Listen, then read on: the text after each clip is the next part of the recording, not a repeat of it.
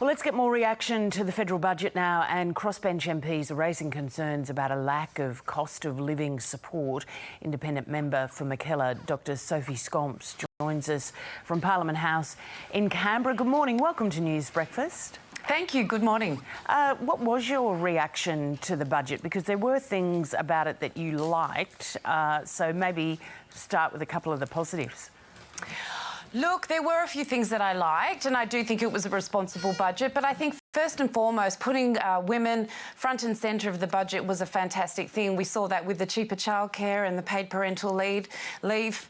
I was also delighted to see that we were finally investing in the infrastructure we need to become a renewable energy superpower. We keep hearing about it, everyone's talking about it, but you actually have to lay the groundwork. And so that rewiring the nation, the $20 billion for that, to fund our energy transition was very welcome. And then again, there were several measures for housing affordability and supply, which I think were really important. Yeah, but so speaking of energy, we're looking at those figures with the electricity prices jumping up, and that's really got people worried this week. Look, it is a huge concern. Prices everywhere, prices of everything are going up, and especially energy. But, you know, that's what we need to do. We need to invest in what's going to be cheaper electricity, cheaper energy and cleaner energy. And we're just, unfortunately, only getting to transitioning there now. We are 10 years behind, and finally we are transitioning. We also need to make sure that we have our own source of energy and we're not reliant on international factors when it comes to our energy security. So it is a huge concern for Australians around the country, but I think the government is investing in the right direction. The more immediate problem, though, are the bills that people are facing. The government's hinting at some kind of market intervention and saying that if they'd handed out cash to households, that would have only increased inflation. What pathway were you looking for? What way do you think they should have gone? Look, I agree. The government absolutely had to show restraint in this budget because there was two factors that they needed to be very careful about. One was paying down that massive debt. We've got a huge interest bill from that $1 trillion, which is now reduced slightly. But and the other thing is any cash splash, any sweeteners would have pushed up inflation, which then again would have pushed up interest rates. So they had to tread a very fine line. So there are cost of living measures in the budget, which I think were very sensible, as we talked about the cheaper childcare, cheaper medicines and things like that.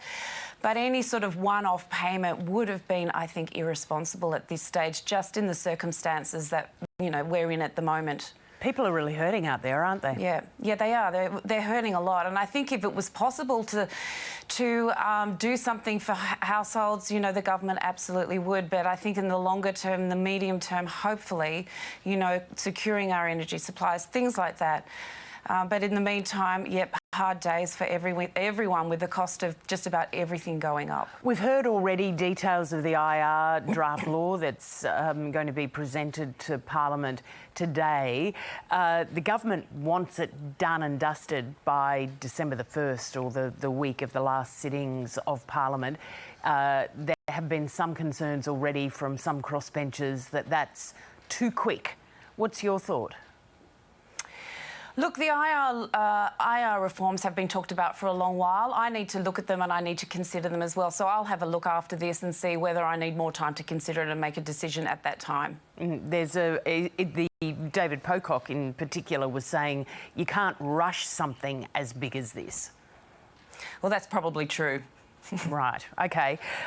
So just on the cost of living, going back to that, I mean, you know, the reports that you're getting from people, what you're seeing, your own electorate perhaps not so much, but what right now can be done for people when they're looking at what interest rate increases next Tuesday, most likely, and then a really rough 18 months? Look, it is going to be a rough 18 months. We've seen inflation at its highest level since 1990 at 7.3. That's predicted to peak at the end of the year, close to 8%. That's enormous. But hopefully after that, inflation will continue to come down. The other thing I would say is that There are a number of things. We talked about what was good in the budget, but we didn't talk about what was missing in the budget. And what was missing was investment in healthcare and mental health and primary health. The National Obesity Strategy was put on the table in March this year, and there was no funding for that.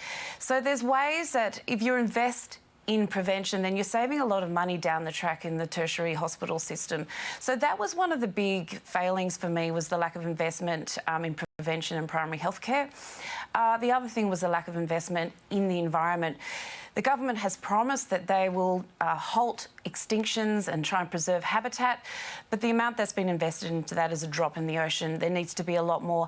And similarly, as we see, we are constantly now facing recurring natural disasters. We need to adapt and build resilience into our infrastructure in our towns and cities.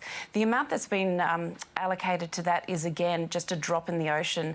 The Get Ready Australia disaster preparedness, we need to do more in that as well. But you were talking about cost of living. It's a very difficult situation. You don't want to do anything that's going to bump up that inflation rate any further. And nobody wants a higher interest rate. So it is treading that very fine line at the moment between trying to provide cost of living relief without pushing up that inflation. And I actually think they've done a good job of weaving that line. All right, Dr. Sophie Scoms.